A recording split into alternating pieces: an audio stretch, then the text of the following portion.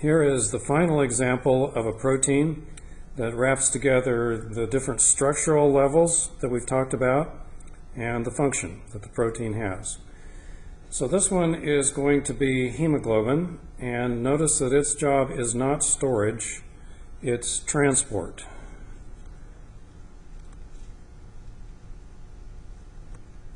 It's storage only in the sense that it's whipping around and carrying oxygen where it needs to go. Now this much to begin with is going to look pretty similar to myoglobin. Alright, hemoglobin also has two distinct kinds of polypeptide chains. They differ a little bit in length. One of them is called alpha, one of them is called beta. And also like myoglobin, the secondary structure has lots of alpha helices. There's not going to be much beta pleated sheet. That tends to be used in proteins that have structural function rather than storage or transport. And as before, there are the alpha helices that fold up, and once you use the word fold, you're talking about a tertiary structure. And these helices fold up and they make some nonpolar pockets. Now again, it's these spots right here that make the whole thing possible as an oxygen transporter. There are going to be 4 of these. There they are by list. It is a tetramer, and what this means is that we're talking about a total of 4. There are going to be 2 of them alpha and also 2 of them that are beta. And again, there's going to be a heme structure. So as before, iron is going to be held in place. 4 nitrogens are doing the job, like that. So each one donates a lone pair, and then they are tied together like this. So the whole thing is a ring, and then what you'll want to remember is that there are 4 of them. And all of them sit inside the protein, and all of them can carry one O2 molecule, and that's per iron atom. Alright, so some similarities, some differences to myoglobin, and the big difference comes in the function. So let's go to that. Each one of your heme units binds 1 oxygen for a total of 4 oxygens, and what you want to remember is that this is per protein molecule. And the protein itself, that has 4 polypeptide chains. But we call the entire collection of 4 the active protein.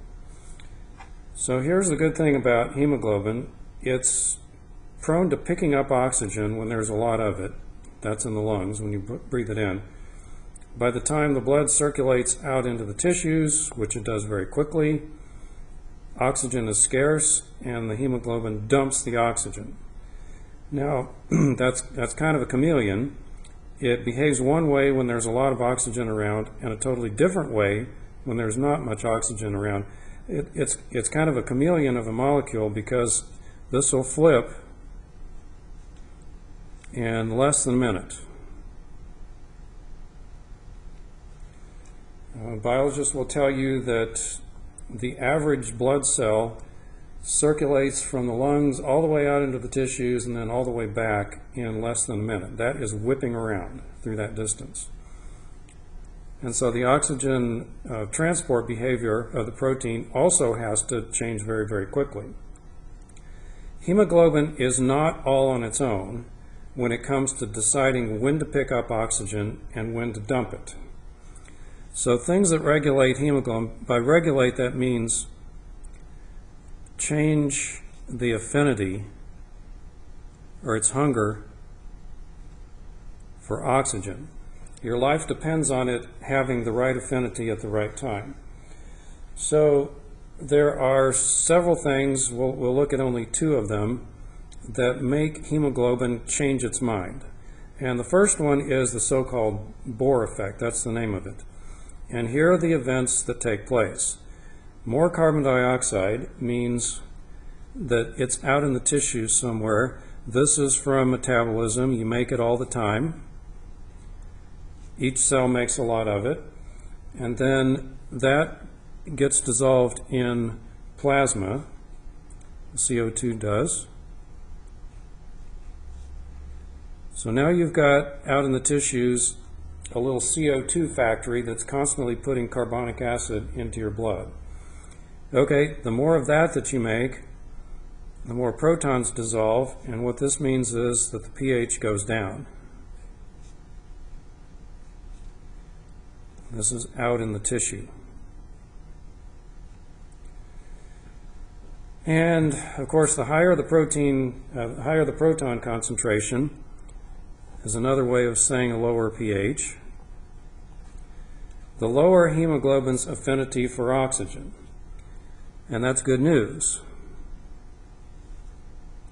which is that at that point, it wants to dump oxygen, and it does it out in the tissues. That's good news. There is another molecule that's very good at moderating hemoglobin. 2,3-bisphosphoglycerate. You don't have to memorize the structure of that, but just know this as an example of one thing that moderates hemoglobin. This is actually a metabolism product, and the key is that, why is it there? It's made in response to lower O2 levels in air. So the good news there is use oxygen better, more effectively at higher altitudes, which is exactly where you need more of it. I had some experience myself with that in going out to Colorado a couple of times. It'll take you a day or so to get used to the higher altitude, but then you really do get used to it, and when you come down to lower elevation, oh my, you're more awake than ever because you got so much 2,3 BPG circulating in your blood that you're just loaded with oxygen for a while, and you're really alert. Okay, those are the things that moderate hemoglobin, just two to know, pH and 2,3 BPG. And before we go too much farther from the structure of hemoglobin itself, I'm going to switch and just do a little search and display for the 4 different pieces that go into hemoglobin. Oh, let's see. Let's get oxygen transport. Okay, so this one happens to be hemoglobin from humans, and it does have oxygen bound to it. And what you can see even from this view here, before I blow it up, is that there are 4 different subunits. They're colored differently here. All right, this is pretty big, admittedly, and it looks like they don't have the 4 different chains colored differently in this view, but what we can do is pick up the heme groups. Here's one right here that lights up when you touch it, and there'll be another one on the other side. Here it is, sitting kind of on the edge of the protein, and if you turn it over, you'll find 2 more here. There's one you can kind of see from the side, and there's that one right there. The iron is kind of buried there in the middle, where you can see it is colored red and 4 nitrogens blue that are pointing right at it. Okay, that's getting pretty big, and you can see that the structure, the secondary structure, is largely alpha helices, and they're kind of connected in the middle by these little random turns of the corner, turns of the structure. Okay, so that's what it looks like. And then let's just do a little comparison between myoglobin and hemoglobin and call it done. What you want to remember first of all is what they do. Myoglobin and hemoglobin is for storage, first of all, and hemoglobin is for transport. Storage means it sits still, mostly in muscle. Transport means that it whips around in blood. And there's a classic curve that will show you what this comparison really ought to look like. So what we'll be looking at is the partial pressure, in other words, just how much there is. Partial pressure of O2, and this would be like the amount that's in the air. And it ranges from 0 up to 100%. Now, by the way, there is no such thing as air that's 100% oxygen.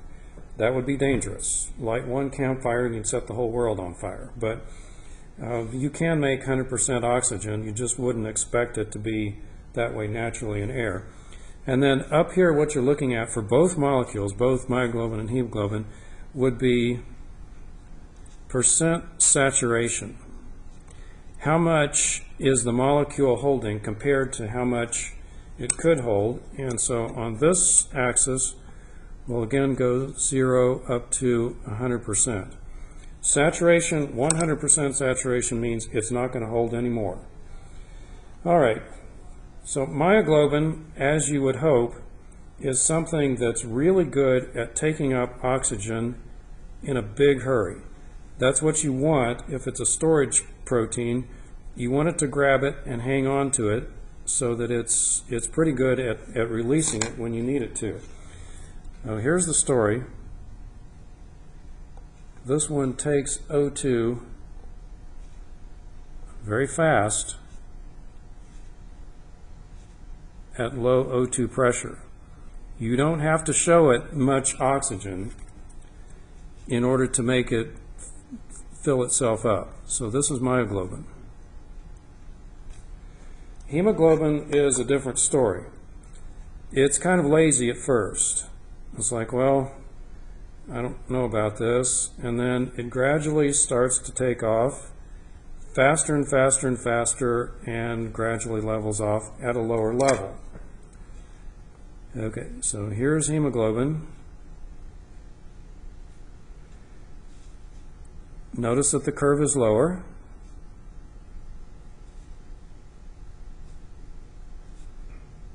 And for myoglobin. And here's its story. It's slow at first. And then it takes up much faster after that first O2 is bound. In other words, it's cooperative.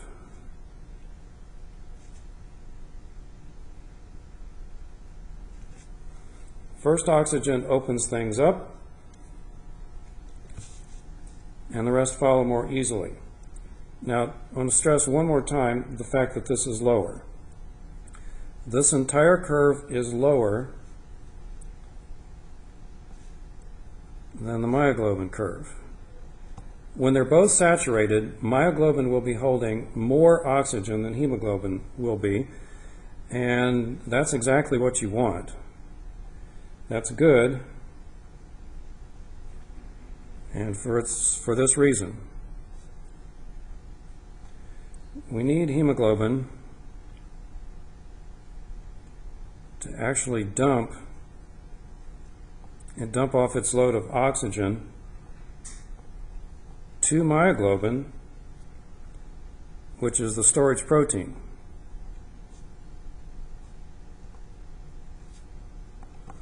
You don't want hemoglobin to get out into the tissues and then act like a 3-year-old that's just been given a toy. No, I don't want to give it back. No, that's not the idea. You want hemoglobin to be less good at hanging on to oxygen than myoglobin is, and that's the way nature has handed it to us. And we'll call that the end of the 3 examples of proteins and their functions.